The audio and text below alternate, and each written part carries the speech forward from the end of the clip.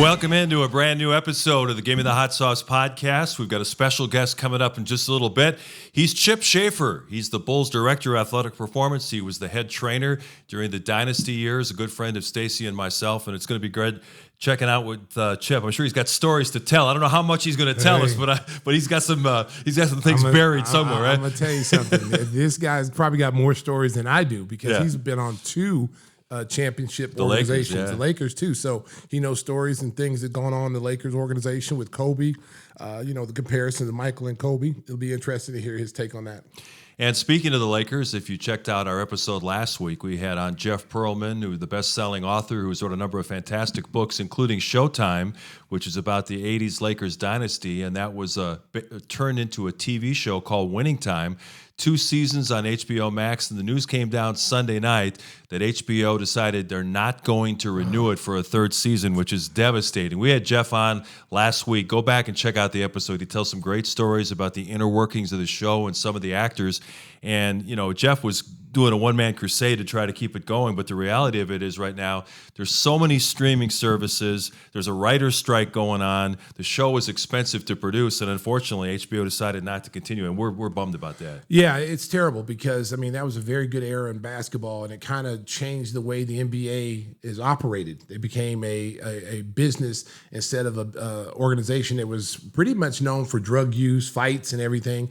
They completely changed the image of the NBA when Magic came into the league and Larry Bird came in the league. You had Dr. J, and that infusion of ABA talent came in, really, made the league profitable. And then the rest is history because then MJ comes in, and it's a totally different level when he takes it to a different level. But the thing I liked about it was that I was young back in those days watching those games, and when I was watching it, Mark, you only saw the Lakers and the Celtics on TV every weekend, right? And it used to be tape delayed. They would tape it, and you'd have to see the playback. There's only a few teams in the NBA that you could recognize with. On the West Coast, it was the Seattle SuperSonics, the Lakers, Phoenix Suns is what you saw pretty much all the time. And on the East Coast, it was Boston, the 76ers, and the Washington Bullets, which now is a totally different name than the Wizards. Right. But those used to be the 6 teams that you saw every weekend playing on the game of the week. So it stinks that they're canceling that show. Hopefully Netflix picks it up. That'd be great. Or someone else picks it up like Prime or Amazon Prime, and they continue it because it's a great show. It's well written. We had Jeff on last week, and I think the only character was miscast was the guy Dr. J. Yeah, who he said laughed he was like about 70 that. years old. He didn't look like Dr. J. He might look like Dr. J's dad, but he didn't look like Dr. J. But it's a great story plot, and it gives you a chance to go back into those 80s or early 80s of how serious that rivalry was between Larry Bird and Magic Johnson, how the rivalry was between the 2 franchises, because those are the 2 winningest franchises in the NBA. They won all the championships. So it's a great show, and it's sad that they had to cancel it. And the nice thing about it was it's not like your routine sports documentary, which is usually very factual and not that entertaining. This is funny. The actors are superb. John C. Reilly as Jerry Buss is fantastic. Hilarious. Jeff was talking about the fact that Sally Field was on the show playing Jerry Buss's mom. Whispers, I think that was the great thing about the show is that it wasn't just a recount of basketball history. It was entertaining. It was well done. Yeah, that's where they got to go to Netflix because then they can do more behind the scenes stuff and be much, much dirtier and nastier. We got to see the real stuff. And Jeff right now, his new project, he's working on a book on Tupac. Tupac Shakur. Oh, I see, Mark. Listen, Mark. See, Mark, you're on this show because of your hip. Okay, when you come out with Tupac, you just showed your whiteness right there. Okay, yeah, Tupac. Even look at Francisco. Look at everybody. Look at the Sriracha crew laughing at you. They were like, Tupac. Who the hell is Tupac? Tupac's a gum? No, but you corrected yourself though, Mark. I'll tell you, America. I just want to throw that out there. Mark is one of the hippest white guys I know. He understands rap music. He doesn't listen to Tupac. But we're gonna get him to listen to Tupac. Okay, well, forget Tupac. And the way Jeff researches projects, this is going to be something. Oh, I bet it will be because Tupac was a interesting character. His mother and father in the Black Panther Party movement. There's a lot of history, before he became who he became. It's one of those guys you wish were still alive now because you would like to see him. He died at 25 years old. Yeah. And he died way too soon. And he accomplished so much in such a short time that he was here. it would have been interesting to see how he would have, grown and developed as he got older. Would his mindset be changed a little bit? Would he be, especially with the stuff that we're seeing now with, the race issues and everything? I feel like he would have been right out in the front of that, that George Floyd situation. I feel like he would be right out there in front of that. And it's so sad, and you listen to some of his interviews, and he was so far ahead of his time at, 22, 23 years old. And this is a guy that seemed like he'd been here before. We're getting close to the start of the NBA season, believe it or not. We've only played 2 weeks of the NFL season. NBA teams will report for duty 2 weeks from today. We're taping this episode on a Monday. October 2nd is Media Day at the Advocate Center. And then they'll go to training camp in Nashville on the campus of Belmont University. And Stacey, you've been through all kinds of training camps. What do you think the motivation is for taking them away from Chicago? Well, I think the motivation is to get them to become closer, get them out of the city of Chicago, get them away from their families, their friends, where they can focus on themselves and the team, and really getting on the same page of where we need to be. Because, every year, the Bulls have had an injury that's just ruined, in training camp, that's really set them back. This year, everybody's healthy. Everybody's coming in healthy. Zach LaVine's healthy. AC is healthy. DeMar is healthy. I mean, these guys are coming in healthy. This is going to give them an opportunity. This is a year that you've got to come in this year and say, hey, right from the start, we've got to get off to a good start. We can't come in here and think that we're going to, just kind of, push our way through and then turn it on at the end. You've got to come out and you've got to establish yourself as being one of the best teams in the Eastern Conference. There's no way in the world they can't do that, because they have the player personnel that can do that. But as we talked about before a few weeks ago, the key for the Bulls is not their big three, Vucevic, Zach LaVine and DeRozan. It's going to be the development and how fast they can get Kobe White and Patrick Williams to play at the level they need to play, because they need those two guys to play at a higher level. Then you get the contributions from AC, you get Torrey Craig, and you get some of these other guys contributing. But those two guys have to play at a higher level to go along with the three that we already have as the all-star caliber players. Yeah, the East is going to be fascinating to watch this year. You're going to have some teams that have been, bottom feeders for the last couple of years that have had some good drafts. You think about Detroit, you think about the Orlando Magic.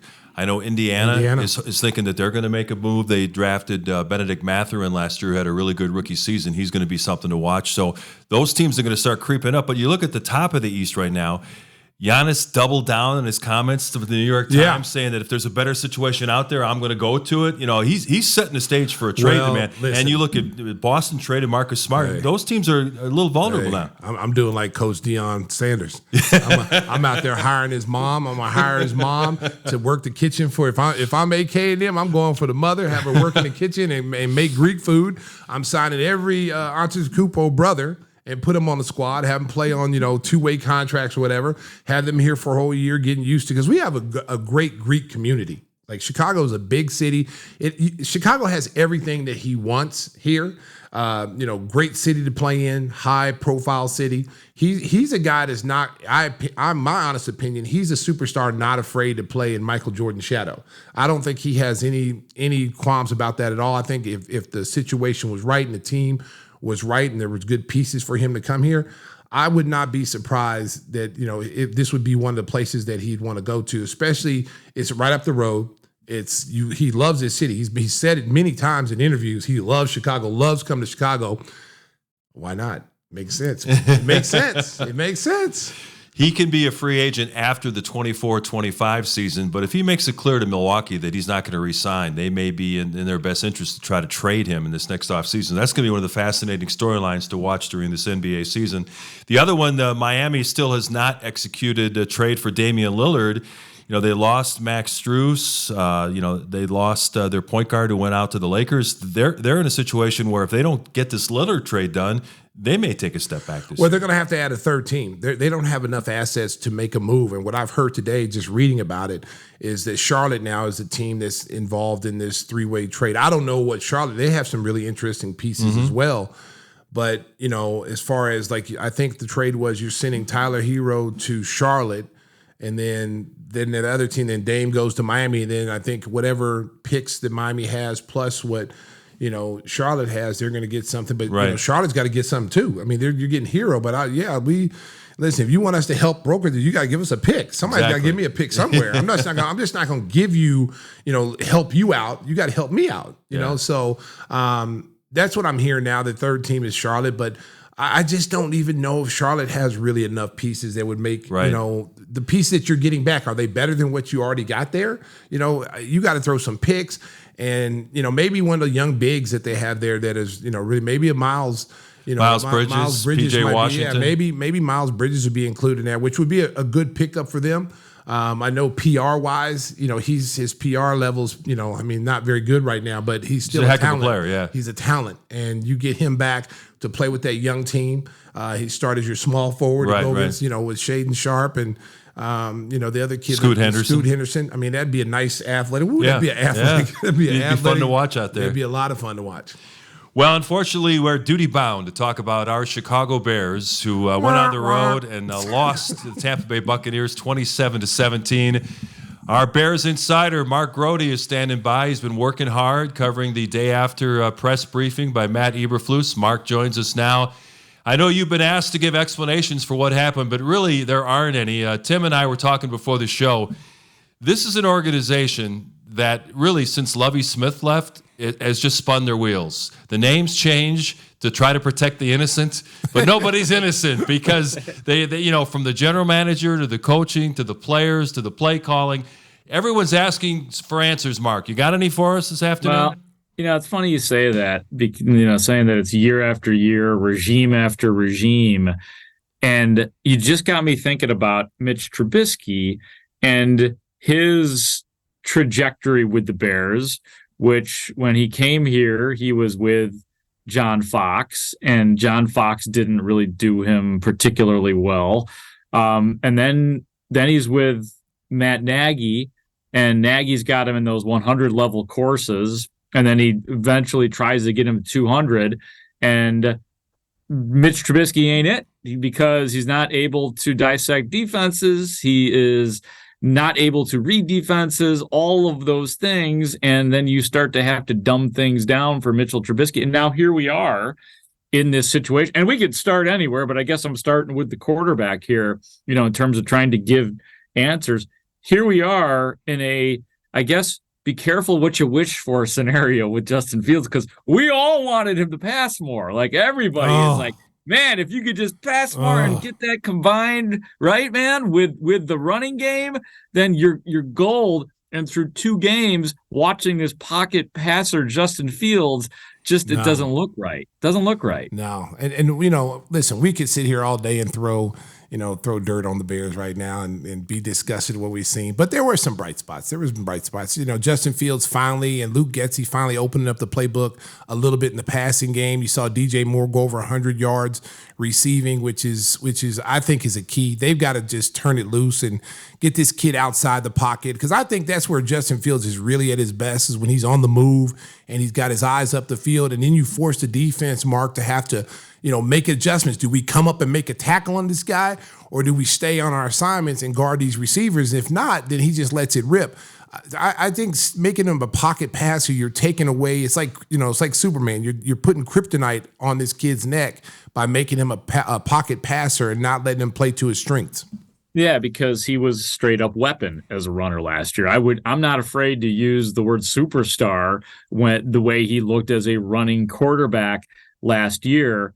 And I think a couple of things, though. I don't know if that style of play, and we've seen it work with Lamar Jackson, but that's a big exception. I don't know that style of play where the quarterback is responsible for leading the rushing yards and just leading the offense with his legs is sustainable over a long period of time. So I think that's why they have at least tried to go to a different concept, a different philosophy with their offense. And even Justin Fields last year, when we were all decorating him with his ability to run, he also said, I remember paraphrasing, but pretty close to word for word, Justin Fields said, I want these records and these accolades with my arm. So this is something that Justin Fields has been interested in as well. But to your point, to a couple of your points, Yeah, eventually, if you're interested in winning games, the best formula for the Bears to win is probably letting Justin Fields loose again, even though you're sort of resorting to that old style of play. And then, Stacey, what you said too about getting the ball to DJ Moore in terms of a positive, it was very positive early in the game. That first drive was golden, hitting big 30-plus yard plays to DJ Moore. It looked like, okay, there it is. Maybe last week they truly were sluggish and it was a bit of a fluke, but then they didn't go back to DJ Moore until late in the game on the Chase Claypool touchdown. So somewhere, throughout this, the consistency is just not there with Justin Fields and his main playmaker, DJ Moore. Yeah, defensively, of course, the coordinator, Alan Williams, was away from the team for personal reasons, so head coach Matt Eberflus was the guy calling the defensive signals, and they got lit up for 317 yards by a journeyman quarterback in Baker Mayfield. What's going on defensively? I know that both safeties were out for a while. They're not getting much pressure on the quarterback. What are the big issues defensively, Mark? Well, yeah, I mean, I'll start with the pressure on the quarterback, Mark. And yeah, they, another 0 sacks in this game. Yannick Ngakoue got close a couple of times, but he was not able to finish. So no sacks in the game.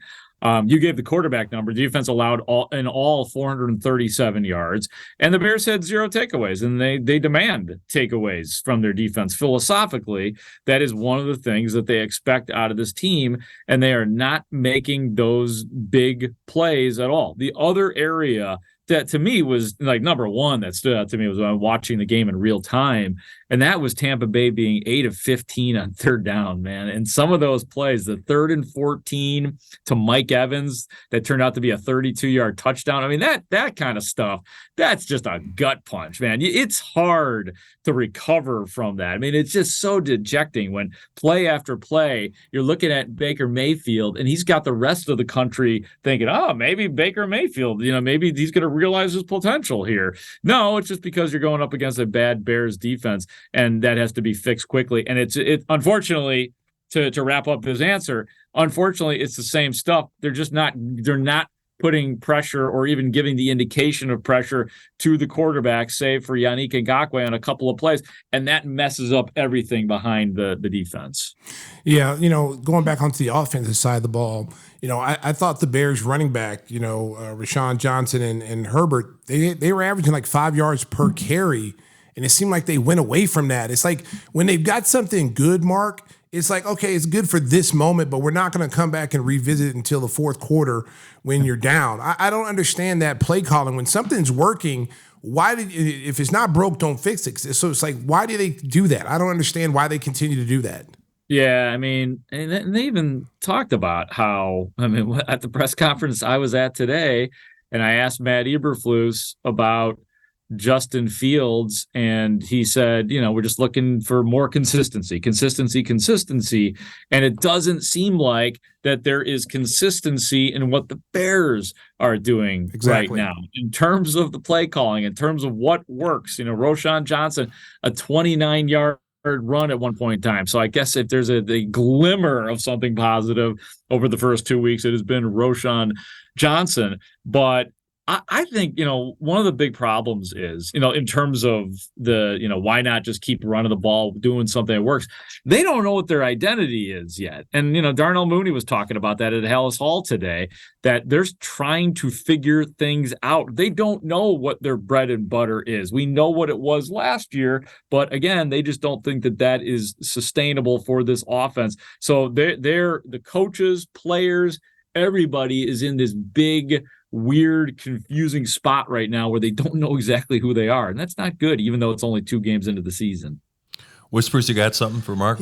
Yeah, you can't let the management off the hook. I mean, last year, the one guy who was consistent was Roquan Smith. And now you look at these middle linebackers and you say, geez, for $1.5 million or so, was that worth giving them up at this point now? Yeah, I mean, I was talking about that earlier today, that, what's the identity of the Bears defense? Well, I guess it's the 2 linebackers that they went out and signed, Tremaine Edmonds being one of them, TJ Edwards being the other one of those guys. And, when in fact, maybe they should have been thinking about guys like Yannick Ngakoue prior to that, as opposed to those linebackers. And, to your point on Roquan Smith, I mean, this is 2 weeks in a row where like his presence was missed. Like that omnipresent player like Roquan Smith seemed to be in every camera shot on defense. Like, I mean, and he had some duds of games too for Roquan Smith. I don't think he was like a superstar, but he was a guy who would make big plays and like kind of change the trajectory of a game. So while it's only 2 games in and Tremaine Edmonds has played relatively well, and I do like Edmonds as a player and a leader, like, yeah, I've thought about Roquan Smith now 2 weeks in a row. He had 16 tackles, though. Edmonds had 16 tackles, and Edwards had 12. So, I mean, somebody had to get the tackles. Somebody, yeah, exactly. But it's where you're making them. But one of the things, the 2 weeks in a row now, one of the things that I've seen and that their defense has to find a way is to get pressure on the quarterback. These guys are back there looking like, Tom Brady in his prime. I mean, they're not getting touched. They're not getting hit.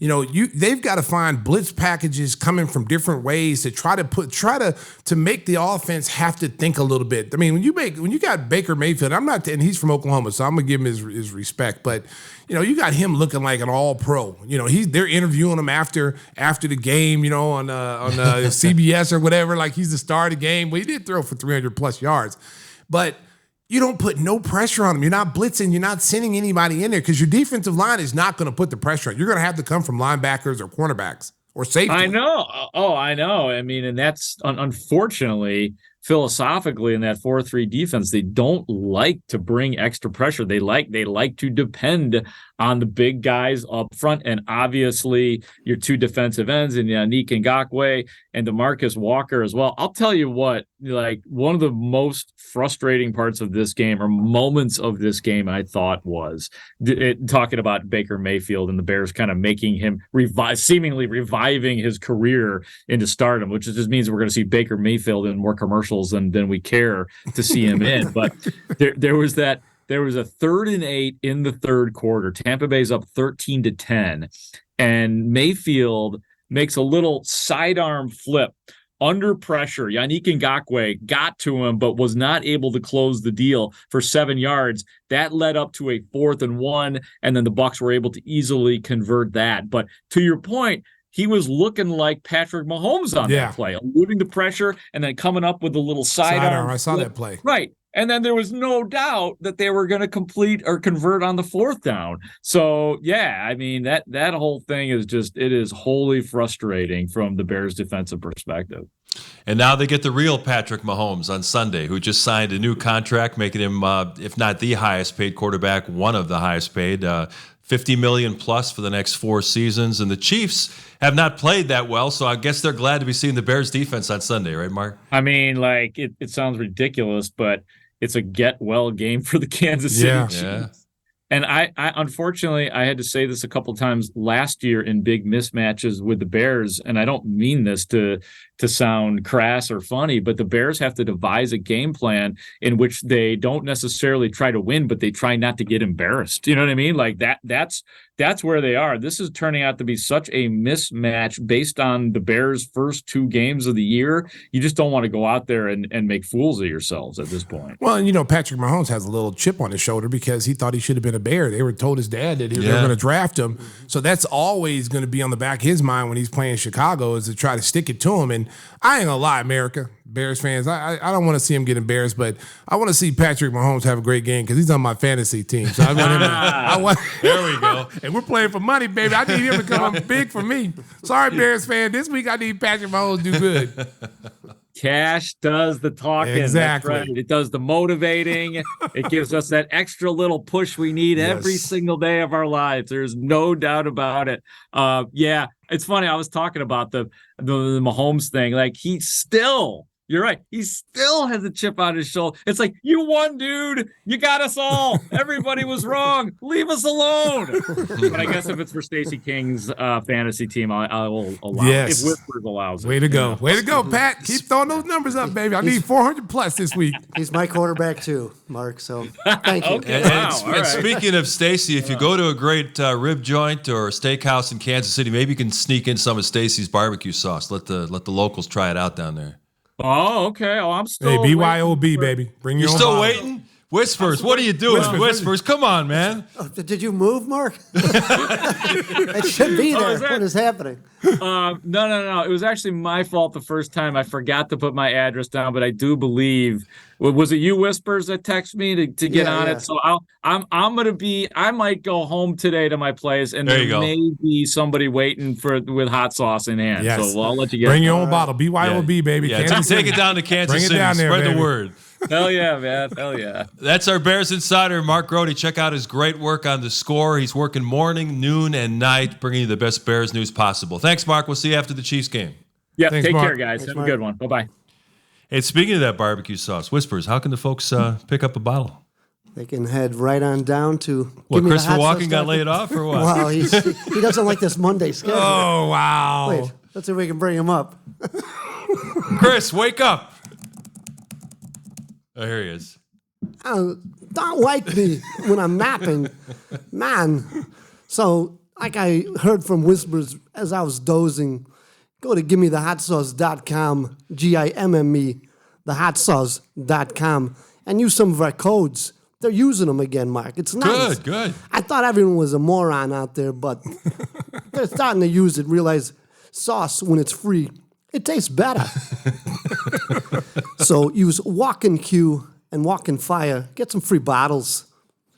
So go to GimmeTheHotSauce.com if you're not in the Chicagoland area. If you are, just go to your local Jewel Osco. You'll find it on the shelves there. Great product. Make sure you sample it and tell them Stacey King sent you. And she'll like it too. Yeah, we also want to tell you about our great friend Jeff Vukovich. When it comes to insurance for your auto, home, and business, make sure you contact the king of insurance, our buddy, nationwide agent Jeff Vukovich. You can reach him at jeffvuk.com. That's jeffvuk.com. His phone number, 847-825-4783. And Stacey's got another season coming up of singing that jingle 3 or 4 times a week. Yes. Nationwide is on your side. Woo! Nicely done. We are going to roll on. We got college football talk and our buddy Chip Schaefer coming up on this new episode of Gimme the Hot Sauce. It's the best show in college football. The Colorado Buffaloes. All of a sudden, it's A-list celebrities on the sideline in Boulder, Colorado, as Deion Sanders and his sons are leading a 3-0 start for Colorado. They had a tough test on Saturday. Colorado State thought they had them beat, but not so fast, my friend, as Lee Corso would say. I'm going to tell you, I went to bed. Did you? I went to bed. I went to bed after started the third quarter. It looked like they weren't going to beat them. Yeah, and I'm like, oh man, I hate this. I wanted them. If they're going to lose, we'll lose on the road. Don't lose at home. Yeah. And so I turned it off. But I woke up like 2:30 in the morning, found out they went into overtime, and then they win the game in overtime. So, but it was an exciting game. It was an exciting game. I thought Colorado State came out and was trying to deliver cheap shots. They knocked out the star wide receiver cornerback. Yeah, he's going to be out for a while too. Travis Deion Hunter. said 2 weeks. Travis Hunter out 2 weeks, and the hit. I mean, honestly, the kid should have been ejected. Absolutely. Seriously, that was targeting. That was the definition of targeting. The ball had already hit the ground, and I've been reading people saying, "Oh, it's football." No, not when you're deliberately trying to hurt somebody. Yeah, that was bad. Mm-hmm. Yeah, that drive. Colorado State was up 8 with just over 2 minutes to go. Their punter did a great job. He kicked it out of bounds at the 2-yard line. So Shedeur Sanders had to lead a drive 98 yards and get a 2-point conversion, and they did it. And he said he kind of triggered his inner Tom Brady. Yes. He took him right down the field. Well, he works with Tom Brady. Yeah. And if you watch him as a quarterback back there, he's got great poise. Like he's not as fast as his dad. Everybody thinks that he's supposed to have this super speed that his dad had. He doesn't. He's not that fast. He's a big, strong kid. He stays in the pocket. He's got great poise. He knows his reads. You don't ever see him. He was taking some shots. I mean, he stood in the pocket and got drilled a few times, but he got right back up in there and he stood in there again and took it again. And that's something that I think pros, if you're a professional scout, you're looking at a kid like this and going, this kid does not waver. Like he's been hit so many times, but he just keeps coming back. And to see a kid in college go 98 yards, the pressure alone of that, having to go down there and try to score and then tie the game up on a 2-point conversion and put your team in position to, possibly win. That was impressive. and Shiloh Sanders ran an interception back for a touchdown. So every member of the Sanders family contributed. I tell you what, he read that pass play very, very well. Stepped in front, was gone. I thought he was going to get caught. They don't have their dad's wheels. They don't because he said he was going high step. He was going to do the Deion high step, but I think he saw that dude on his. No, maybe I won't do it. He's like, no, let me just go ahead and get over the goal line and get these points. But they're talented kids. He's a safety. He's not a corner. He's a safety. They're talented kids. What you're seeing a lot of, Mark, in this whole thing is there's a lot of jealousy. A lot of guys out there that they see Deion coming in and he's getting all this attention. Think about how much press was there this past weekend. You had every big organization there for that game day, college game day on Saturday. You had Fox there. You had The Rock. You had Lil Wayne. Kawhi Leonard was there. Kawhi Leonard was there. I mean, you had Master P. You had a ton of stars there. And it's been like that since he's been there. It's not just they came for that one game. He's had a lot of people there. There are a lot of people that are Colorado bandwagoners right now. They've jumped on the bandwagon. I ain't gonna lie, America. I supported them when they was 1-11. I'm not jumping on the bandwagon, all right? I don't care if Deion's winning. I've been a Buffalo fan for a while. Oh, yeah, okay. Yeah, we're buying that. Buffalo wings. Wow.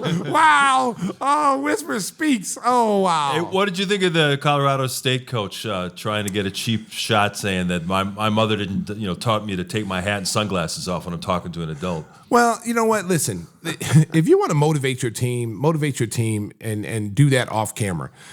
All these coaches have come and tried to take a shot at Deion Sanders. They don't think he deserves to have that job. It's not their place to determine who should have a job and who shouldn't have a job. Mm-hmm. Maybe you don't have a job. Maybe you don't deserve a job, okay? Just because you've been an assistant and you've been assistant for 19, 20 years, you feel like, oh, I paid my dues. This guy is a Hall of Fame college player, Hall of Fame pro player, and no one would give him a job. He wanted to be a head coach. Nobody wanted to give him a job. He wanted to go at Florida State. Florida State passed on him. So he says, you know what? Only way I'm going to get a head coaching job is to coach somewhere. So where'd he go? Jackson State, where no one thought he'd win. That team was terrible before he got there. 3 years there. They won the conference championship every year that he was there. They turned out some really good players. The problem why he left was because the administration didn't do what they said they were going to do.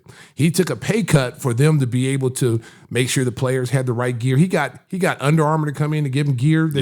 I mean, he did so much for that university, and then to have the administration not withhold their end of the bargain.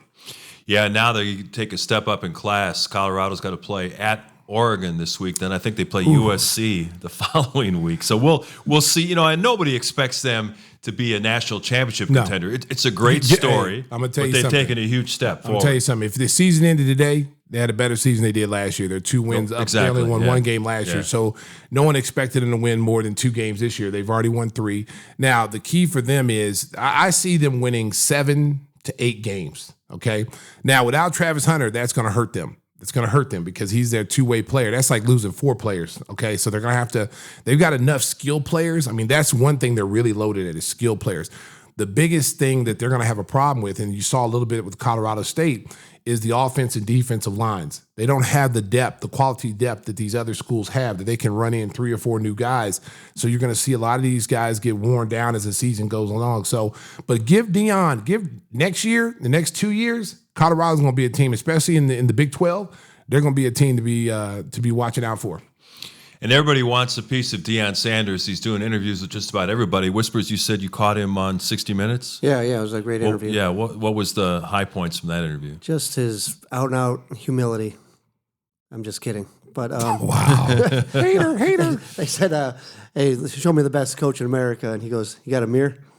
All right, some good lines. I mean, he's great as far as entertainment, though. They did talk about, there was some humility there when he talked about working with Nick Saban and how if he can just get a nugget that he's forgotten more than he's... What, from the Aflac commercials? Yeah, I guess that's maybe when they meet up, before or after. But then they had the Suns on there as well, and it was very nicely done. It's a real close-knit family. Yeah. Everybody's involved in the program. Not just the kids playing, but the daughter's playing. I think they're playing basketball. The older son, Deion Jr., is in charge of the social media part of filming. it. So they're all involved. Deion has been a hands-on father. This is not somebody who just disappeared and then showed up when his kids were really good. He's coached them their whole life. And so now people are starting to see, like, hey, Deion knows his stuff.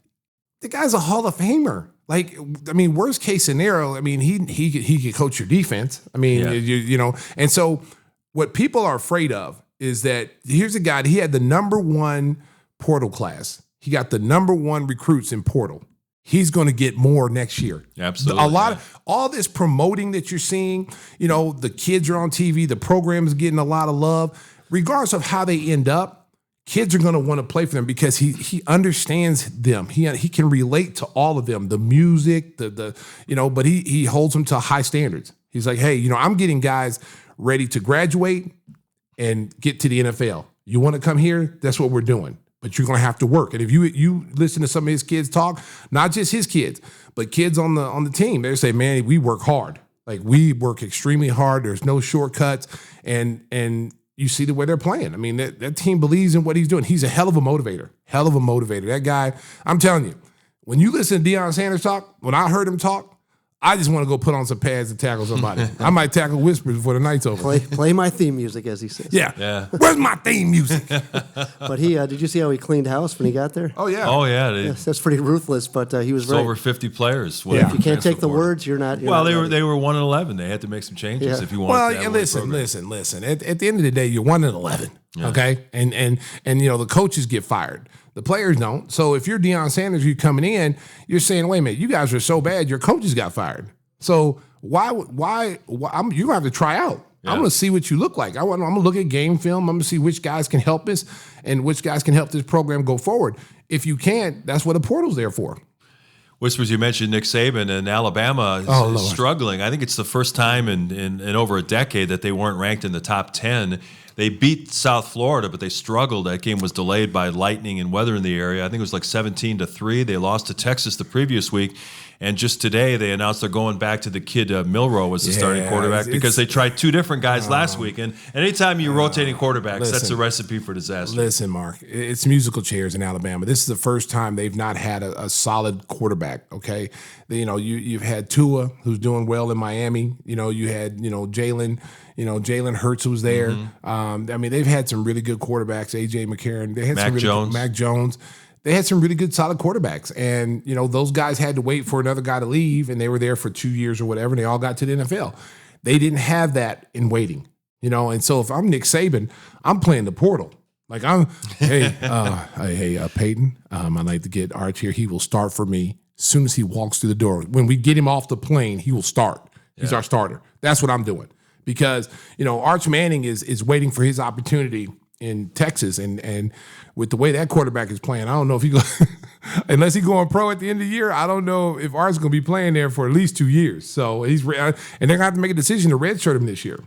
And that transfer portal absolutely works because you look at what Notre Dame has done this year. They brought Sam Hartman, who put up huge numbers at Wake Forest, leading a program nobody talks about to a really good season last year. He went into the portal, went to Notre Dame. He's put up big numbers. It's the game of the week this weekend in South Bend. Sam Hartman and the Irish host number 6 Ohio State. How about that for a game? This week? This Saturday, yeah. Oh, Lord, America. America, I will be right there in front of the TV because I'm going to tell you, hey, Sam Hartman is no joke. He was in that QB1 back in the day. He was in the QB1, and, he comes from a small program, and he was putting up numbers as a high school senior, ended up transferring to another school. School had never, I guess they'd probably won one game in like 5 years, and then they end up winning like 8 with him as their starting quarterback. So you kind of saw what kind of moxie he has, and then you saw him at Wake Forest. He got hurt going in his first year. I think he had I don't know if he had ACL injury or something, but he missed some time. But once he got in there, the talent was there. He's probably parlayed himself into a first or second round pick. Yeah, it's going to be a really interesting game. It's a night game in South Bend, so it's going to be a lot of fun to watch. There's actually a lot of great games on the college football schedule this week, so just park yourself in front of the TV. I'd like to send a special shout out to all the Oklahoma State fans. Ben Kinsey, part of the Sriracha crew. He's a little hurt right now because his Oklahoma State Cowboys lost to, was it South Alabama? Do they even have a program? I'm hurt. And when you listen, I'm hurt. Hey, listen, you can be hurt, okay? So when you look at a team like South Alabama, see, Oklahoma State gets mauled by South Alabama. South Alabama knows they have no chance coming in beating the Power Five. They have no chance. They're doing it for the money, Mark. Just give us a check. We'll let you maul us. We'll let you beat us, score 70 on us. Just give us a check so we can go back home, okay? South Alabama was like, damn the check. You guys suck, and we're going to beat you here. Outright, yeah. We're going to beat you like Oklahoma does, and we're going to beat you in front of everybody and just waxed them. And now the coach, Mike Gundy, he's the guy that likes to make excuses and blame everybody. The dog ate my homework. The alien took my homework. He's that guy, okay? They suck, okay? They suck. South Alabama walked in there and just dog walked them, and it was embarrassing. It was embarrassing to the state of Oklahoma. That's why we don't claim them in Oklahoma. We don't claim there's only one school. The University of Oklahoma Sooners. Boomer Sooners. Sooners all day, every day. We don't claim Oklahoma State. And Ben right now, he's hurt. Ben yesterday I had to talk him off the ledge. He was getting ready to jump off a curb. Man, I was gonna go wreck my bike on purpose, actually. There's always a truck that's ready to hit you, so exactly. You don't need any help. Look at OU update. Well, go back to that, bro. Go back to the OU update. I couldn't see that for a second. Golden Hurricanes were more of a tropical depression as the Sooners beat Tulsa 66-17. Right. Well, once again, we prove our dominance in the state of Oklahoma because Tulsa's in the state of Oklahoma. Oklahoma State's in the state of. We don't play anybody else but those two teams. But they might as well be Division 1A. One of the smaller teams.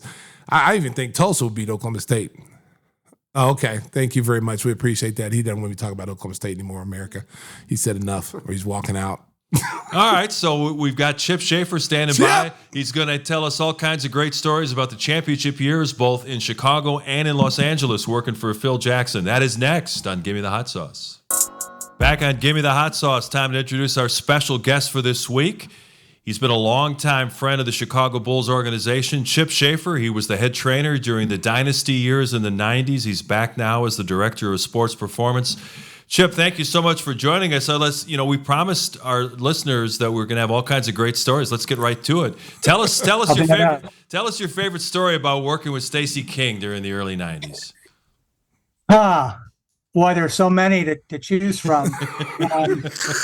From our very first encounter when I was sort of auditioning for the job. Stacey and I were talking about this the other day. At the time, I was the head athletic trainer at Loyola Marymount University in Los Angeles and applying for the job. And at that time, Summer League was held at Loyola, which kind of gave me a leg up, for the job as an applicant. And so I was taking care of the team during the Summer League. This would be summer in 1990. And Stacey had just finished his rookie year along with BJ. I think Jeff Sanders was on the team, and Will was coming off his second year. And we had some good times out there. But there was a wonderful story that I think Stacey maybe even talked about on his show. We were having an off day practice over at Morningside High School, and at that time there was there's a certain amount of safety issues in that part of LA and in Inglewood, and so. Unbeknownst to us, while we were practicing, the campus was shut down, but we had all the cars parked in a parking lot. So we walked back to where the cars were parked, and there was a 4 or 5 foot chain link fence separating everyone from their cars. But everybody being young and fit and athletic, just sort of bounded over the fence to get to the cars. But Jerry Krause was along on that trip, and he got to that fence, and he had no shot at all. So there was some. I think Stacey was. We were stacking up ball bags and what have you, and after the third or fourth attempt, Phil had the good grace to say, "Jerry, we'll walk back around and go around the whole rest of the campus to get back to where the cars were." And that was sort of my introduction to Stacey then. But we had many good years together, and a lot of success along with it. Stacey was a real delight. One of the things about Stacey is he always kept the locker room, in high spirits and was always brought that optimism to work every day, and it very, very infectious. And so that was, one of the, along with his skill set, brought that to the team. It's great. Chip, we were just talking about earlier about the show Winning Time, and we talked about, because you work with Paul Westhead at Loyola, and so you knew him personally. And I was talking to you about how they portrayed him in Winning Time. That he was kind of like a nerd and a guy who just was really aloof from his players. Talk a little bit about your time with Paul Westhead at Loyola Marymount, because that was after the Lakers, right? Well, so I kind of started my first dip of a toe into the NBA was during the 86-87 season. Gary Vitti, the longtime athletic trainer for the Lakers, was a graduate student at the University of Utah, where I did my undergrad. And Gary and I, this is going back, late 70s through the early 80s, and Gary and I hit it off. He being both being kind of fish out of water, me from Chicago and him from New York, and we just hit it off. And at that time, NBA teams did not have full-time strength and conditioning coaches.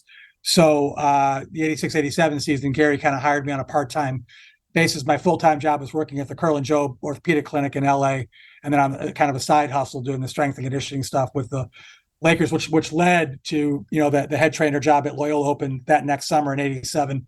Applied for that and got that, and had the pleasure of working with Paul for those 3 years, '87 through '90. Made the tournament all 3 years and played at a very exciting brand of basketball. But my take on Winning Times, which I have the privilege of, I don't know that there's a character depicted in that show that I don't know from quite well to casually, but I know virtually everybody depicted in that show. I worked for Jerry West. I obviously know Pat Riley and know all the Magic and Kareem and all the players there quite well.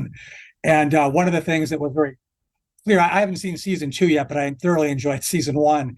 And one of the things that was very clear was that they would almost, you and I talked about this the other day, almost like the way a caricature artist will kind of exaggerate a person's features, when they're doing like sketches like that of somebody. If they have kind of big ears, they'll draw their ears big or what have you. And so what I think the makers of that show were doing, I think, purely for entertainment value, anybody that had a certain personality trait or characteristic, they would expand on that. Well, Paul, is a incredibly well-read scholar of English literature, from Shakespeare through, the great poets. And so would he occasionally, accentuate a point by with a quote from a Shakespeare play or from a poet, from Ogden Nash to T.S. Eliot?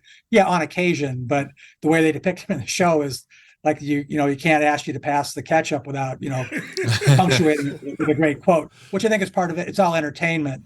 But I have enormous respect and affection for Coach Westhead. I think he's a brilliant person, an innovator. One of the reasons, I had the pleasure of working with him for 3 years, and then Phil for 20. And it's not that I can't work with, or can't find joy in working with people that are, kind of narrow focused, all about basketball. But the thing that makes those people such a joy to work with to me is that they have, just worlds beyond just the sport. They're incredibly well-read, interesting people, art, politics, history, what you name it, they can talk about it. And that's just one of Paul's many great characteristics, but a generous man, considerate man. Players were incredibly loyal to him, great ability to read a room. One of my, if I had to tell a story that sort of sums up Paul to me, obviously we, suffered a tremendous tragedy through, the sports world with the passing of Hank Gathers in 1990. And that happened in the first game of the West Coast Conference tournament against University of Portland. And despite that, we were still played in the tournament. The whole team flew back to Philadelphia for the service, incredibly emotional. Everybody was just, in a very, very difficult position. And so the NCAA even seeded us. Our first round was at a 12-5. We were 12 in New Mexico State, a very good New Mexico State. In fact, Randy Brown was on that team. And we played it in Long Beach, so very close to home. And Bo Kimball, the other star of that team, also same high school, Dobbins Tech in Philadelphia, that Hank went to, picked up 4 fouls in the first half, and Paul wouldn't pull him. Basically, looked at the referees and dared them to foul him out, and he never picked up another foul the rest of the game. We beat them. That just sort of Paul's gunslinger mentality. Beat Michigan 2 days later in something like 145 to 115.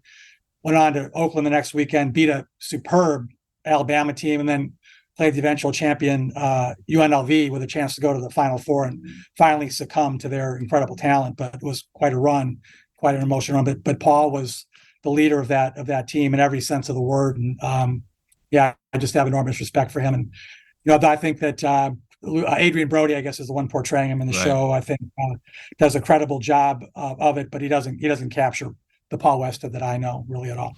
Oh, it's actually Jason Segel who played in How I Met Your Mother. I'm sorry. Yeah. Adrian Brody does Pat Riley. Yeah. Okay. Yeah. That's right. Yeah. Yeah, I know a lot of I'm a little rusty. A lot of our listeners, I'm sure, are just curious about working with the superstars that you have throughout your career. I mean, obviously, when you put in a program, whether as in your role as head trainer or in sports performance, I'm sure that you want to have some kind of consistency and continuity within the organization. But when you come to the Bulls in 1990, I think that was really when weight training was really starting to pick up, and you're trying to institute a program that's going to work as best it can for everybody with the team. But there are always stories of Michael having his own little breakfast club and doing weight training with Pete Myers and some other guys. Was it difficult to try to rein Michael in? Was he good in terms of buying into what you were trying to sell in terms of trying to have a consistent approach? Yeah, well, just to be clear, this is sort of splitting hairs about different roles, because I've held different roles over the last 40 years, and I've had both on the high performance side, strength and conditioning, as well as the medical side, athletic training. And I've done both of those things in isolation, and I've done even created positions where I'm doing hybrids of those two things, much like I am now, where I'm overseeing both of those departments. My 8 years with the Bulls, my role was the head athletic trainer, so just covering the medical. Al Vermeil was our excellent strength coach, and his assistant Eric Helen did a wonderful job with that. But yeah, no, it's true that most of the players, Stacey included, bought in and were very much participants in Al's programs. Al was a real pioneer in the field. But it was something about that stuff. I don't know what, only Michael could really answer why he didn't want to buy in and participate in that.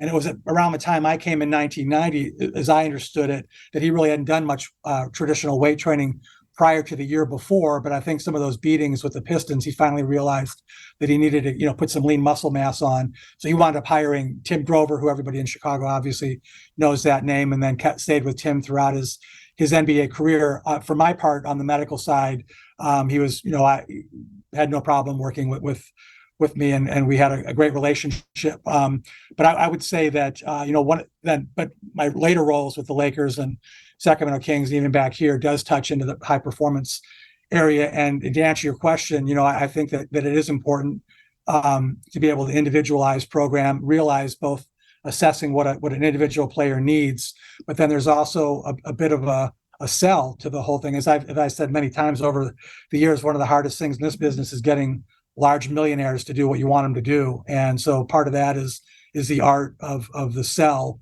of different programming. And you have to be flexible and be able to pivot off of things. I've known a lot of people that are, tried to work in this industry are very inflexible, and they don't last very long. I can tell you that.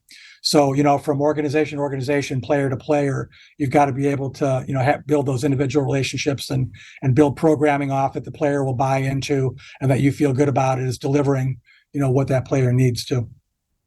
Talk a little bit about, the comparisons. People like to compare, Michael and Kobe, their personalities and how they approach the game. You got a chance to work with both these guys. Talk a little bit about the comparison of there and what the similarities were that you saw working with these guys. Yeah, it's a great question. And I know there's a lot of, Gote talk about LeBron, and I have enormous respect for LeBron. I've never had the pleasure of working with him, but for me, and there probably is some personal bias, and that's the closest thing that I've seen in the league to Michael is Kobe. And I think, one of the things that I think there was even a recent quote from Tony Kukoc about, when somebody has to sort of come along first and establish these great standards, and then other people can look at those things, emulate, and then try and build their careers off of what's already been established. But it's always toughest for the guy that walks that path first. And so I think Michael established, a mindset and a competitiveness that I think, and this isn't to denigrate, any previous athletes. I'm no doubt that Bill Russell was a tremendous competitor, and many, many, many players across multiple sports.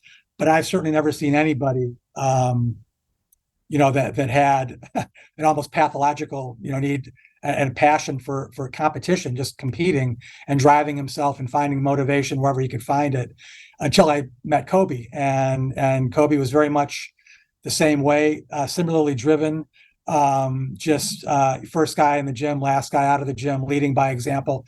I think it was, I remember a quote, I think it was Mike Dunleavy many, many years ago that I first heard express this opinion, but the idea of when your best player is your hardest worker, the rest of it sort of falls into place, and is much easier to run a team like that than when you've got to, try to goad somebody into working and try and have your best player, bring that, that first guy in, last guy out mentality. Differences. One of the things that I would say was a little bit different about them is that I think that, that as you know, Stacey, Michael always found time for a personal life too, and to do things. The golf would be a good example. Playing cards with friends and finding some social life outside of that. Kobe, I think later through his family, sort of found other releases and other passions in life, but prior to that, it was as if he woke up every morning and had a to-do list, and it was a checklist that came down, from on high. If you want to be great, you got to do these 20 things, and he was going to do everything on that list, and maybe a few of them twice, and just that complete, focus on everything to be the best player that he could possibly be, and that's what he brought to it. Where I think that Michael probably did, find time to enjoy life a little bit more. Now later in his career, I think that Kobe found those things, engaged with teammates more, and found more outside interests and outside passions. Tragically, who knows what would have been. I mean, he was, with whatever in the entertainment industry, what have you, we'll never know. And that, that the thought of that still breaks my heart to this day, that we'll never know. So. Chip, you mentioned Paul Westhead's scholarly background. You worked with Phil Jackson, both in Chicago and with the Lakers, and Phil had a lot of interests outside of basketball, a fascinating person to talk to. But I think for the average fan, they really never got to know Phil that well. What was Phil like as a guy? What was he like just to hang out and talk with? Well, one of the things that I think that is, I think we all know people like this, but I think that Phil has a certain, I can't think of a better way to say it, a shyness about him, and a reserved quality and a private quality that often gets mistaken for arrogance and aloofness. And I've never had even a sense of arrogance or aloofness that I've ever dealt with him. Does he know he's a good basketball coach? He certainly does. But that was probably one of the things that I think was most misunderstood about Phil was that, and his nature, that his sort of quiet and private nature. One of the things that I don't think people know about Phil is just how many great mentors he had. Bill Fitch was his college coach at the University of North Dakota. He obviously played for Red Holtzman, with the Knicks. And so just all these different people, I think, had tremendous influences on him and his style and his personality. And I think once you take all those things and, growing up, the son of a minister, in the rugged, Intermountain West in the Dakotas, and then you combine all those things, I think that that's kind of what formed him. But I think that, being that sort of, product of the 60s and those cultures as well were strong influences on him. And he brought all of those things, just sort of into culmination to be the person that he was. But the other thing, I think, because of Phil's association with some of the kind of 60s culture, I think that people kind of mistake even, Phil is very, very traditional in traditional values, and probably, in many ways more conservative. I think that people in an athletic world, athletics is, when it's done right, is sort of the ultimate meritocracy. You work hard and you become a better player. A coach is going to, the old saying, coaches don't decide who plays, players do. And I think that when you come up in that kind of a system, some of the things where, that are sort of different throughout our culture, where with equal distribution of things doesn't really fly in a traditional sports sense, where, the hardworking people that rise above and are more talented and, earn those positions, earn minutes, earn shots, earn whatever. And I think that a lot of things about Phil are misunderstood with sort of some of the, the things that come out of that that 60s culture that he was so much a part of, and that he sort of, wore on his sleeve in a public way, but certainly had a lot of has a lot of traditional values. But could you have a drink with him and have some laughs?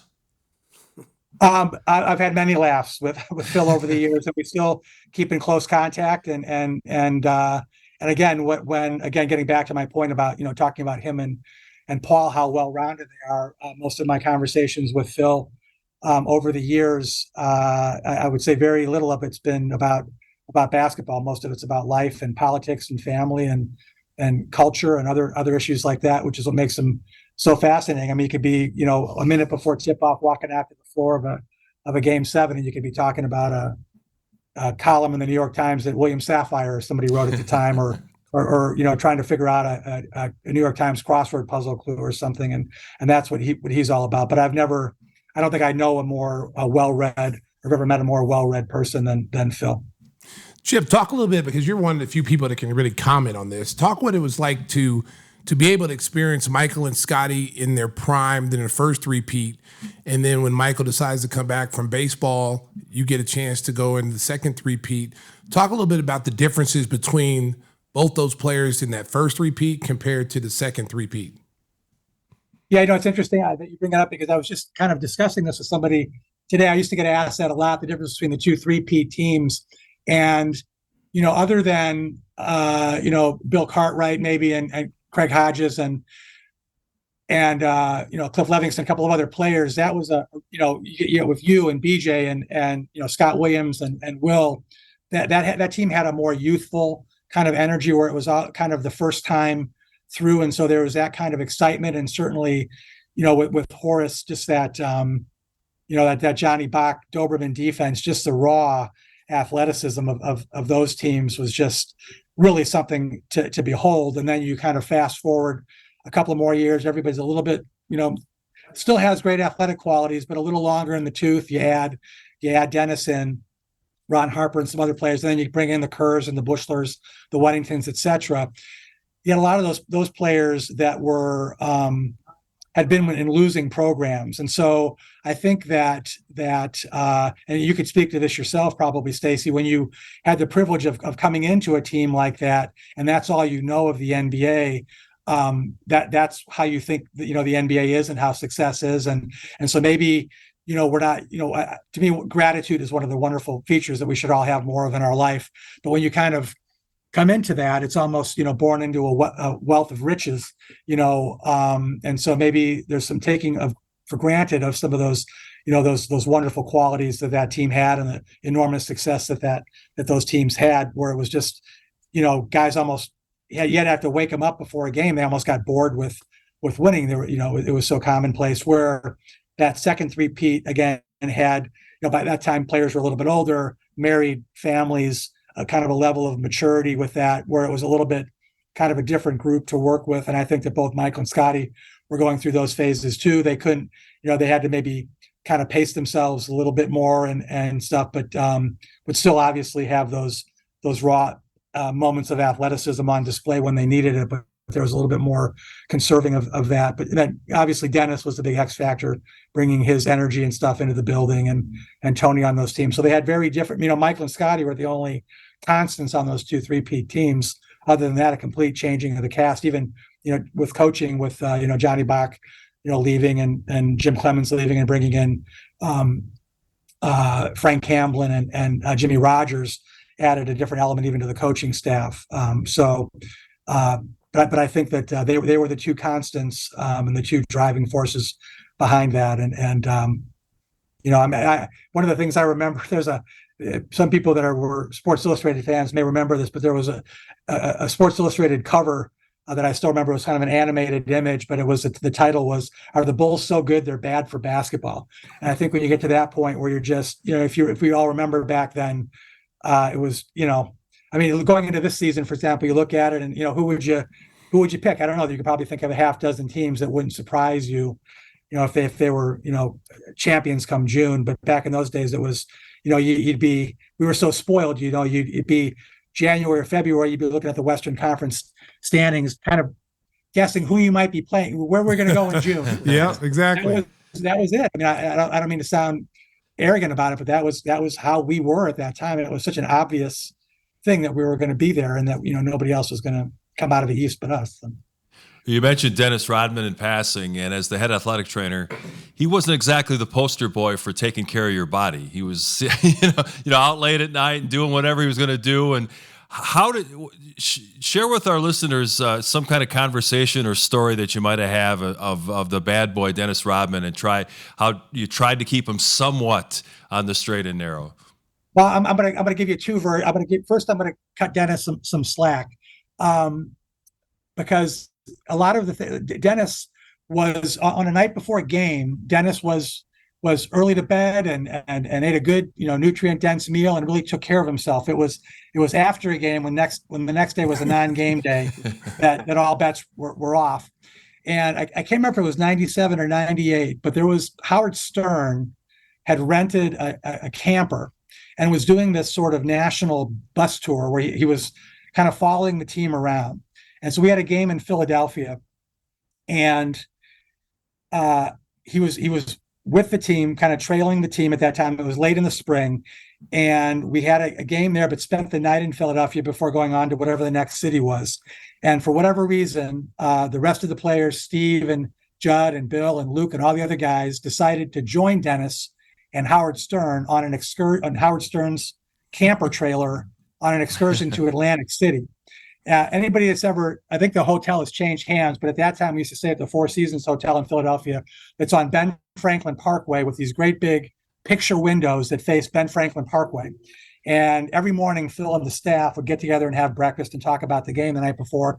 And I would generally pop my head in over there after I went for a run. I'd stop and have a glass of juice and talk to them. So I'm talking to Phil and the coaching staff. They have a table right beside this big picture window that's facing out onto Ben Franklin Parkway. And up this comes chugging this gigantic camper van.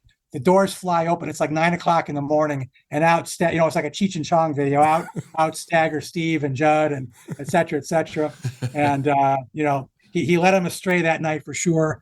We had a practice at the Philadelphia Osteopathic College or something that day, and I think a lot of guys were leaning over garbage buckets that whole practice, but they got through it. That's the good Dennis and the bad Dennis. The night before the game, took care of his body. After the game, all bets were off. So. Talk a little bit about the flu game, the game where MJ got sick, and there's all these different stories of what actually happened. He got a hold of bad pizza. He actually had the flu. Talk a little bit about that in that championship series against Utah. Yeah, so one of the back then it's changed formats, but in those days I think it was largely kind of born out of the 80s where the Celtics and Lakers were playing every year, and I think it was difficult with commercial travel for the media to get back and forth. The NBA, I can't remember what the first year was, but changed the format from 2-2-1-1-1 to 2-3-2. So if you had home court, you had games 1 and 2 and 6 and 7, and that middle 3 was at the city of the team that didn't have home court. And so we often had home court, and so we would go somewhere for a week. And one of the patterns that we established that we thought worked well for us was rather than staying like in downtown hotels where you were dealing with people, we would find resorts to stay at where we could be isolated a little bit more, have a little bit better security, what have you. So me being a University of Utah alumnus and had worked for the U.S. ski team in Park City, thought that maybe being out in Park City 20 miles away would be a nice way to isolate the team. And it was great. Everybody loved it. In fact, I think Michael later bought property up there. But I went out for my morning run that morning. I get back, and again, this is before cell phones. My hotel room phone rings, and it's Tim Grover saying, "You got to get over to the room, right away. Michael's, feeling awful." So I get over to the room, and he was all curled up on a couch in a fetal position, with pillows around his head, just feeling awful. And at the time, his two main symptoms were just an unbelievable headache and nausea. He couldn't eat anything or keep anything down. So got with our team doctors, brought them over and talked to him. One of the things, he wasn't running a fever at the time, but because he had such nausea, he couldn't keep anything down. And so one of the things we tried to do with him that day was just, liquids, just so that he would at least stay well hydrated if he couldn't get calories in him, and try and get some low level, glucose things in him so he would have some energy to play the game, and just kept him off his feet the whole way. And, made the drive down that evening. He obviously managed to perform. I think there's been a lot of publicity about IVs, et cetera, but he was able to take fluids by mouth and able to get his hydration levels up and was able to kind of just gut through it and play. As to what it was, whether it was a viral infection, a bacterial infection, I don't know that maybe the altitude in Park City might not have contributed to it, because a lot of those symptoms are kind of mirror altitude issues, that people that have those issues. Could have been a little combination of all of the above. We may never know. I know that the local pizza company that Tim ordered the pizza from. Nobody's ordering pizza in Utah anymore. Nobody.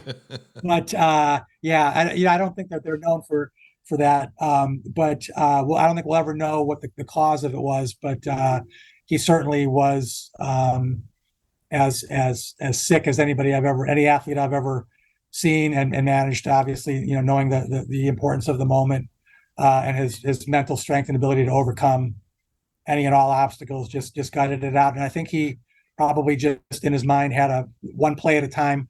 Let me get through this next possession. And managed to get through the game. And obviously we were able to win and go on and win another championship that year. So you go on to LA, Shaq and Kobe, 5 more championships. Obviously, that kind of blew apart when Shaq was traded to Miami. Did Shaq's lack of work ethic drive Kobe nuts?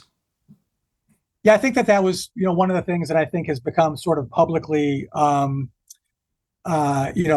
pinned on as part of what their personality was. I think that they were just different people. I equate it. I'm a big music fan and aficionado, and there's certainly no shortage of great bands that just after a period of time just can't see eye to eye anymore, and just don't want to perform together anymore. And I think and later, much the same way, they often get together and have regrets over what might have been. But I just think that they're two very different people, but that for a period of time managed to play some of the best basketball that I've ever seen. One of the things with Shaquille, it's hard. Did Shaquille have the same dedication and work ethic day after day after day that maybe Kobe brought to the gym? I don't think even Shaquille would claim to have that.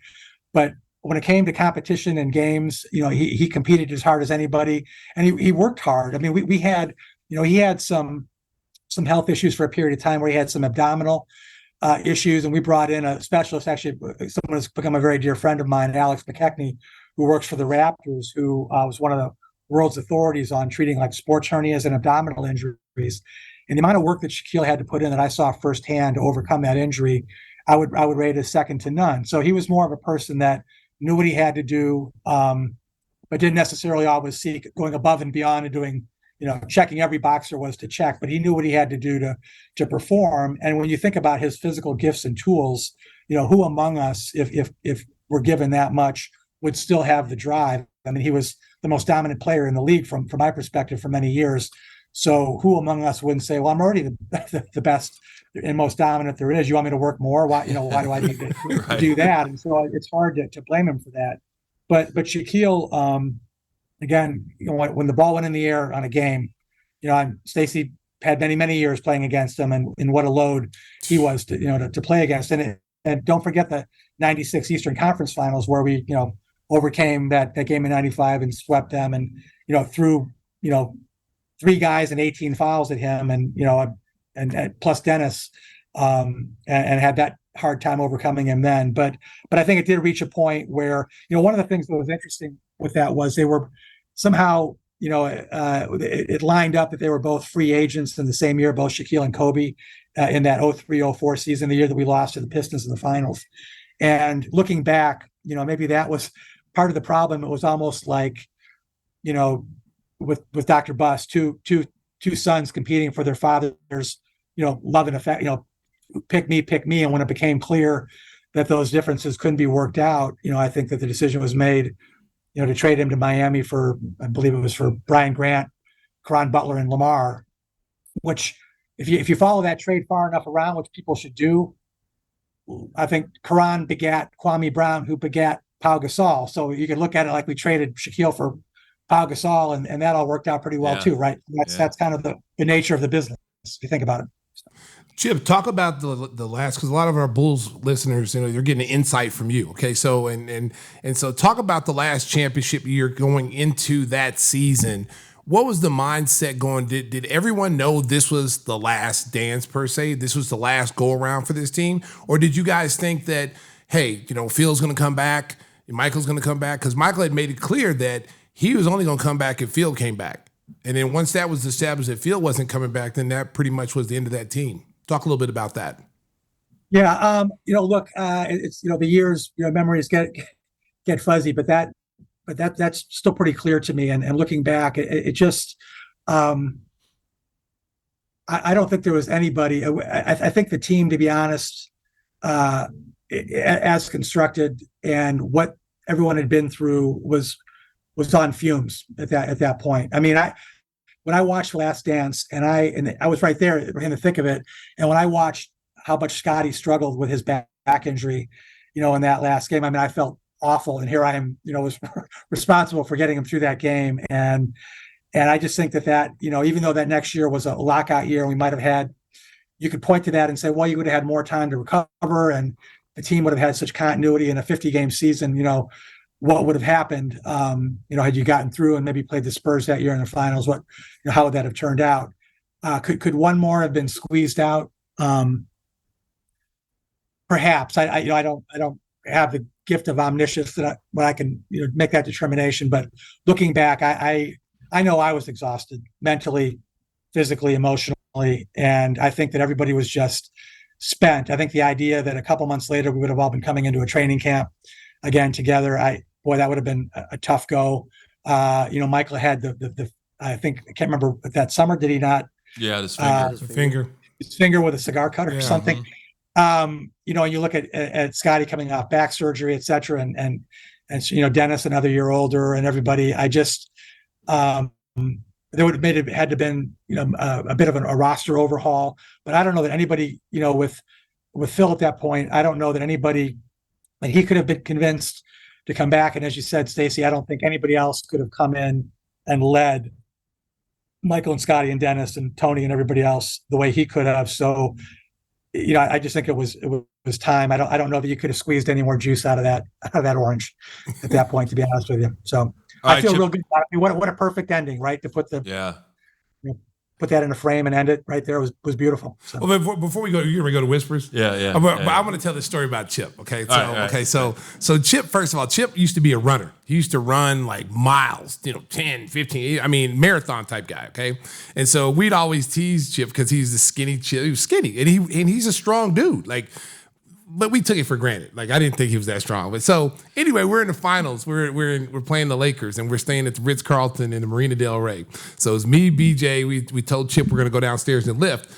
So Chip's coming. He's gonna work out too. So we're gonna go down there and lift. And we're always giving Chip, shit like, oh, you're not strong. All you do is run. And Chip used to wear these little shorts, like these little the runner shorts. So we used to always tease him, about it. And then he would always be like, well, don't let this fool you. I'm pretty strong. We're like, yeah, whatever. So we had this liftoff contest with Chip in the weight room at the Ritz-Carlton. And so me and BJ are going mano a mano with Chip. So we're putting weight on there. We started 135, get a warm up, boom, boom. Then go up to 185, 215, whatever. BJ starts to fade out. He said, I'm done. I can't do it anymore. I'm tired. I got a game tomorrow. And I'll be damned if I let the trainer who runs with the little running shorts beat me. So I'm like, no, we're gonna keep going. So Chip's like, you really want to do this? I'm like, yeah, we're doing it. Let's go. So we're putting weight on. We got up to like 275, 280. Okay. And I went first, and I was like, oh man, I'm kind of struggling. I'm tired. I was like, oh. And then Chip got up there and pounded it out like boom, boom. And I was like, oh, hell no. I'm stopping now because I don't even think I could even go up 5 more pounds. And if he beats me, as much shit as I talk when I'm winning, I would never have lived that down if Chip would have beat me that day and I think he would have. Chip, now they were older, you might have got me. But we had to play the Lakers next day, so I was tired. True story. I just finished a little run down in Venice Beach and came back and poked my head in, and they were in there in their lifting. So yeah, I try to be a well-rounded fitness. So I try to maintain my strength. And I tell people all the time, I'm like, he is the strongest trainer in the league. Not only do we have the best team in the league, we had the best trainer. Chip was awesome. He was like, we had another guy before Chip named Mark File. And then Mark Fowle retired, and then we got Chip, doing the summer league. And me and BJ love Chip. We like, man, we gotta get this guy. He's young, he's energetic, and we had just came back with an older guy, and he favored the veterans. And so we wanted somebody that was young. So we had told Jerry, like, this is the guy. This guy, we gotta get him. And so then Chip ended up being part of our team, man. And Chip is arguably the best trainer in the league at that time, but he's also good at what he does now. Like he that whole staff the Bulls have. They really do a good job. I'm over there rehabbing right now, baby. I'm rehabbing with the hip, baby. They're getting the king back. Well, we do have a good staff, and thank you, Stacey, for the kind words. It was we had some fun in those days. It was great. It was those are memories that I'll always cherish, and nobody can take them away from me or you. So that's the beauty of it. Yeah, what I was leading up to, the third member of our merry band here, Timmy Whispers, always asks a question at the end. He was asleep. We have to warn you that he usually researches, and it's a weird question, so be prepared. No, nothing. I just got to go off with another compliment here, Chip, is that I love the fact that doing a little research that there's so many Hall of Famers calling you the mechanic and saying they could never have had their career without you. That's really some tremendous accolades from the best. Oh, that's very nice. Thank you. And but I was going to bring up the fact. But damn. I'm ready. You got. But I was going to bring up that finger story too, because that kept popping up as well, and it sounds like there's a lot of controversy around that. There must be something else about this. How does a guy mistake his finger for a cigar? And then that was also a story that maybe that's why he actually retired, or was saying I'm going to take time off because he couldn't shoot, and his hand was messed up to that. Severed the tendon and caused some other damage. Well, I have to claim ignorance on that because that occurred after I left. I left, by August of '98 and moved to California, and that happened after the fact with me. So I wish I could weigh in and give you an intelligent answer on that, but unfortunately I don't. But I guess accidents happen, and I'll take him at his word. So. Well, and he came back and played, though. He came back and played for the Wizards, which I don't count that. Like I don't count seeing him and Scotty in any uniforms other than the Bulls. It's just not. It's just. I'm kind of with you there. It's tough. Yeah, it's tough. weird. Looking. I never wanted to begrudge him playing in Washington. Nah. But I just that shot in Utah would have been just played out on that one, baby. Go on. I could not seeing him in a Wizards uniform or a Bullets uniform. Was it Wizards when he was playing Wizards? Yeah, Wizards. And seeing Scotty in Portland and Houston, I just and even Denis. Even though I didn't play with Denis, I mean, it's you only really kind of recognize Denis either with Detroit or the Bulls. You don't really see him with the Lakers when he went to the Lakers. Played and with Dallas at the for end a little too, bit. yeah. It just one of the interesting things with that I always thought if Denis would have been a little bit more patient and it just sat that year and let his body recover, but he was so eager to play, and maybe his agent was pushing him to play. But I imagine a scenario where he would have been a little bit more patient, waited for Phil to arrive the following June. He could have come back and maybe even found some more success and gotten another ring or two out of that because he was so comfortable with Phil, and I'm sure he would have fit in with just fine. We brought Ron Harper in, Horace that first year too. So we had some ex-Bulls on that first Laker championship team in 2000. And I think Denis would have fit in that team just fine. Hey, last thing before we let you go, just to bring it up to the current day, a lot of our Bulls fans are curious about why training camp is going to be in Nashville this year. Can you share any insight on why that decision was made?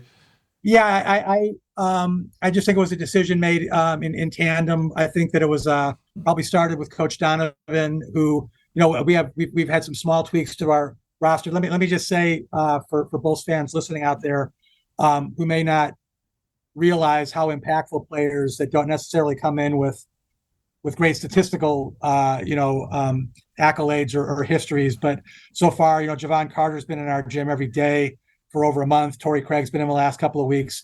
And my early impressions of both of these guys is they're just outstanding people. I think they're going to make real contributions to the team this year and really help out. So, but other than those two, the roster is largely the same. And I just think the Coach Donovan, at least as he expressed to me, just felt like, coaching staff largely the same, roster largely the same. Let's do something a little bit different.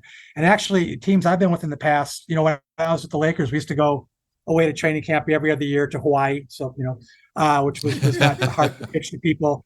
But also a couple of different camps in Santa Barbara and nice places like that. So I'm not foreign to the concept of going away for camp. Many teams do it. The Bulls have never done it in their history. So this is a first. And it's just something Coach Donovan, I thought, would be a nice way to kind of bond and bring people together for a few days.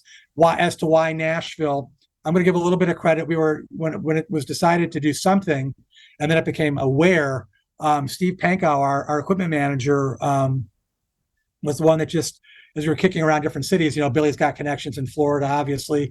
We talked about maybe using the White Sox facility in Tucson. California is kind of a pretty good haul to go for training camp. And Steve thought, well, here's a city that's, cosmopolitan enough and has, some restaurants people can go enjoy after practice, but it's close enough that it's not going to be a huge trip. Colleges nearby, we're using Belmont University there has very generously offered their facilities to us to use. And I believe it was Pelicans did it last year, and we had great reports from them on it. And so it was just something that between Billy and management thought it would be a good way to kind of bring players together for 4 or 5 days before we embark on the season. Well, yeehaw! Have a good time in Nashville, Chip. All right. My best. Enjoy the country music and everything that's going on down there. We're excited about the season coming up. Make sure you get Stacey ready to go so we can make all 82 games. They're doing a good job over there. All right. I just want to throw that out there. Absolutely. Shout out to Michael or Chip. Those guys, Absolutely. They do. Great physical therapist. Yes. And a very important cog in the machine over here for sure. Can't imagine one without him. So everybody's over. They do a great job over there, man. Really. I went over there last year for my right hip, so this year I'm over there with my left. So they do a good job. Shout out to all my guys over there. Appreciate that. Chip, thank you so much. We'll have to have you on again sometime. Some Tex Winter stories and some other characters that you've been with through the years. So we really got appreciate plenty. it. Chip, I got your hot sauce coming. Thanks, guys. Chip Schaefer, our special cheers. guest on Gimme the Hot Sauce. Thank you so much. We'll see you soon, Chip. My pleasure. See you guys. That was fantastic. Yeah, I'm telling you, man. Chip is one of the few guys that can say that he's been on multiple dynasty teams. Mm-hmm. Like, that's impressive in itself. I mean, you got to be here with the greatest player, and then Scottie Pippen, who's a top 25 player, and then you're there with Kobe Bryant, who's the heir apparent to Michael Jordan, and Shaquille O'Neal, who's one of the greatest big men of all time, and then you got to work with the greatest coach, arguably, and Phil Jackson. And and he's a great guy. Mm-hmm. Like he's of all the people that's in that field, he could act like stuck up because he's got all these rings. Your injury doesn't mean anything. Go talk to that person. You know what I'm saying? There's some people, Mark. There's some people in this league that do that. Yeah. It's like, hey, we'll go to the assistant, the graduate assistant over there. But Chip has always been hands on from day one. Just an awesome guy, awesome family, wife and kids, just an awesome dude, man. I was so happy that Paxson and them brought him back, that he was able to come back in some capacity, and he does such a great job with the strength program there. It's impressive. Yeah, and think about, you talk about rings, if Phil Jackson having 13, Chip's got 11. Yeah, so he's doing okay. There's only a few athletic trainers out there that can say they got those kind of rings. Like the guys who were with Boston, they probably have. They could say, well, I was with Red Auerbach all the way Bill to the Russell, first, Bill Russell, but there's not modern day, not modern day. Gary Vitti, with the Lakers, he probably got 6, but. Chip was on 2 different franchises. Yeah. And that tells you what kind of person that he is, that Phil Jackson told him, I want you out here with me in L.A. I want you to be my guy here in L.A. And Phil brought most of the guys that he felt comfortable with to L.A. with him. Yeah, he's done some great work with the Bulls organization. A super guy. I hope you enjoyed that interview. We're going to sign off today with one of our favorite segments. It's called What Are We Watching? Brought to you by our friends at Biggers Mazda. Their sizzling new Elgin location at Randall Road is the biggest Mazda store in Illinois. Biggers is offering a bottle of Stacey's signature hot sauce with first test drives of new or pre-owned vehicles. It's your choice, everything from the coolest SUVs to the stunning Miata. So join the fun at 2100 Randall Road in Elgin. It's Bigger's Mazda. I got to tell you, one of those personal real-life stories that happened to me yesterday. I was working at Channel 7 doing the Sunday sports, and between shows, I always like to get out of there, take a walk along the Riverwalk. So it's at State and Lake, so I'm walking past the Witt Hotel, and there's a gentleman talking to this lovely young lady, and I'm like, man, that guy looks familiar. It was Chris D. Lofton of Power Book Force, Gennard. And I fought every urge. He was deep in a conversation. I was going to go up like a fanboy and go, hey, Chris, remember the time you did the podcast with Stacey and me? That was awesome. Like the old Chris Farley character? Yes. Yeah, that was awesome. And then you should have went up to her and said, hey, are you checking out her toes? Yeah, that's right. Because you had a toe fetish. That's true. And if he's down there, he's not looking at her eyes, he's looking at her feet. Well, for tattoos. Yeah. So, that would have been, you should have went up. He would have remembered you. Yeah, I think you would have, but it just was an awkward time to try to butt into a conversation. But that is... Tim would have done it, though. I know Tim would have. So check out those tattoos. Yeah. I told you, did I tell you what the story about him and Kerry Wood? When we did the Kerry Wood thing the other day? Yeah, you did. Yeah. He just busted in. He just busted and knocked over fans to get to Kerry Wood. There's a line, America, there's a line waiting for the great Kerry Wood, a Cubs pitcher, try to get autographs, right? So they're lined up, and Tim's like, hey, I'm going to go talk to Kerry Wood, try to get him on the show. I'm like, Tim, just wait. Wait. We got time. We got plenty of time, plus these people been waiting in line. So he's like, okay, yeah, you're right. And then as soon as he says that, he just, like Chicago traffic, he just beelines right to Kerry Wood, like elbows a guy out the way. Hey, Kerry, would you like to come on and give me the hot sauce? I'm like, Tim, you just can't do that. Yeah. He goes, oh, you're right. No, I said his camera wasn't ready anyhow. Wow. Patience is not a virtue for Mr. Whispers. So in terms of what we're watching, I brought up that story because Chris D. Lofton plays Gennard on Power Book 4, Force, which is in its second season. It's been really fun this year. Tommy is just taking over the city, making moves everywhere. And our guy, Chris Lofton, I don't know if he's going to make it through the season because Gennard is being attacked on all fronts. He's a little bit short on cash for the suppliers. And everybody's after him. I would have asked him if I had the chance. I'm like, Chris, you're going to make it through the season because his character is really... They don't know, though. That's the funny thing. They don't know how the script is going to be. So he could make it or he couldn't make it. He just goes week to week. And then they'll come, if he's going to get off, they're going to tell him the week before, like, hey, this is the time you're not going to make it. And you said you watched the entire Banshee series, right? Yes, I watched the entire Banshee. Lily Simmons, who was in that, is also on Force. And she's under fire, too, because she's the one who shot Tommy's girlfriend. Yeah, she shot Tommy's girlfriend, and she killed the drug pharmacist who was making the drug. So she's under fire, too. And her whole family's under fire. Mm-hmm. So because her dad, Tommy Flanagan, who's on Sons of Anarchy, who's a really good character actor, he's the father. He's the head of the Irish mob there in Chicago, and so she's trying to branch off on her own. Yeah. She doesn't want to be with him. She doesn't want to be in the family business. She wants her own business. Everybody wants their own cut. And her brother, so she tried to partner with her brother, and then she double-crossed him, and so now he's out. I'm not dealing with you now. I'm going back to dad. So it's a great show. Yeah, you got to check it out. It's a great show. It's on Stars. So Stars. Yeah. And we're gonna, hey America, we're gonna get Tommy on this show. Joseph I talked to Joseph about a week ago. They can't really do any interviews because of the strike right now. But he said as soon as the strike ends, he's going to come on to give me the Hot Sauce podcast. So we're looking forward to that. Yeah, that'd be fantastic. What do you got for the folks, Stacey? All right, throw mine out there, Francisco. Cruise ship killers. Oh, okay. The blood in the water. America is chum. Yeah, that's Dexter chum. on a boat. Hey, listen. Somebody had just told me this. I was reading an article where some guy got killed on a cruise ship. And then I always read the comments. Somebody said, oh, man, I wonder if they put it on a cruise ship killers. And I'm like, they got a show called Cruise Ship Killers? Because I like stuff like that. Like I watch like Snapped and, all the, forensic evidence. I like shows like that. So when I looked it up and I turned it on today and I started watching the first 2 episodes, I'm like, oh my God, like I don't want to go on a cruise because it's so easy to kill somebody. Yeah. Like literally you could throw somebody off. Like if somebody's walking late at night with a drink in her hand, you could throw them off the edge. Just, like, hey, let's throw this guy off the boat. And there's no way they can find you.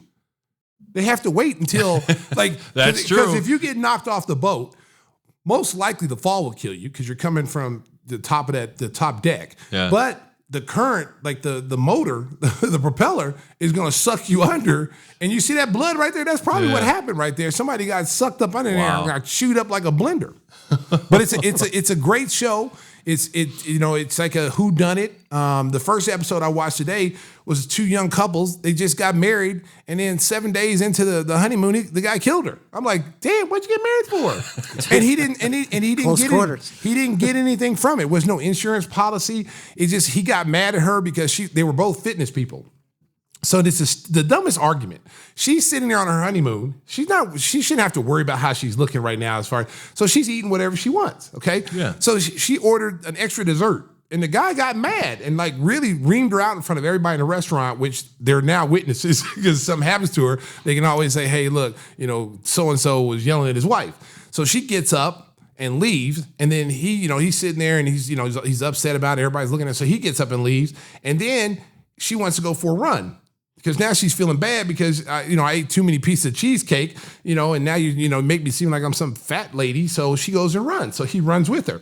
Well, she disappears. Now, I mean, listen, it didn't take a rocket scientist or Inspector Crusoe to realize that he's the main suspect. He's got scratches all on his face, and then he says he ran into some kind of box or something that caused all these things. But he's the only suspect. Then he tried to say it was some Ukrainian people. Oh man, you got to watch it, America. I don't tell you shows that's not fun to watch. Go watch this show. Yeah, I'm telling you, it's awesome. Cruise Ship Killers. There you go. Whispers, what do you got for us? 60 Minutes and Billions, and they tied it in together. It's kind of interesting. So how'd they tie it in? So Billions was called the guy in the green drab shirt. Oh, yeah. Bob Zielinski, and then getting arms for him. And then you watch 60 Minutes where, oddly enough, he's talking about getting arms from some people in America. I thought, what a great tie-in, the truth emulating art. He had some interesting points, though. I mean, when he was talking about Putin, he was talking about if America is going to allow him to come in and take over Ukraine, what's going to stop him from taking over Poland and all the other Baltic countries? And then what happens then? Oh, I thought you were talking about John Malkovich. Itself, yeah. Because that sounded pretty real, too. What? John Malkovich. John Malkovich gives a little speech about Russia and what's going to happen to him. Oh, Lord. So you'll have to see it. Well, the man in the green drab shirt. Well, I hope nothing happens to the president of Ukraine. I like him. Yeah. I like him, man. He's a heck of a dancer. And I'm gonna tell you something. Like those people to be able to keep Russia out, that tells you the will of those people. Like there's no way in the world if you just go army man per man and technology and weaponry, there's no way in the world Russia should not have been able to take over that country. They held Russia off, and they showed the borders. Like they on the show they showed the borders of where Russia was defeated on the borders, and they made it red. Like basically saying this is where we killed all of it. Hey, shout out to Ukraine, baby. Hey, I'll tell you what. Wow. There are some resilient people. We're hitting all fields today everywhere. On Gimme the Hot Sauce. Woo! Before we go, I know Mike's got the engine running. Yes. Tell the folks how they can get some great service let me get my Windy City Limousine. Windy City Limousine. Oh, that's right. I read this so much. Because Mike's listening in the car. Yeah, Mike's over there. Mike's, he walked 10,000 steps the other day, which is like 15 miles. That guy's a walker, man. Woo, that guy never stops moving. Sugar Ray Leonard, baby. Stick and move. Are you looking to score the hottest sauce? Oh, that's the wrong one. I'm sorry. America. And you get hot sauce at GimmeTheHotSauce.com, too. Yeah, I forgot about that. Windy City Limousine provides championship service. Making a reservation is so easy, it's a slam dunk. Let Windy City break the full court pressure of traffic and get you to your destination in style and on time. Contact us at 847-916-9300.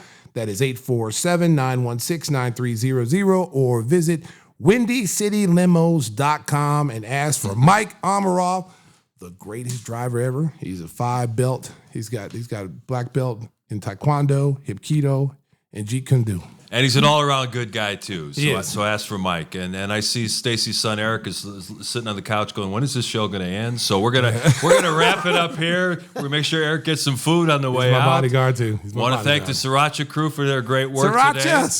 And another special guest coming up next week. Hope you're enjoying us now doing the show tapings on Monday. You can enjoy it throughout the week. We'll be sending clips out on social media so you can get a little bit of taste and hopefully increase that audience. We're always looking for more subscribers. Make sure to like and subscribe on YouTube. We want to grow those numbers, and we thank everybody who's been loyal to the show to this point. So, Stacey, time to get out of here. Drive home safely, Chicago. Beep, beep.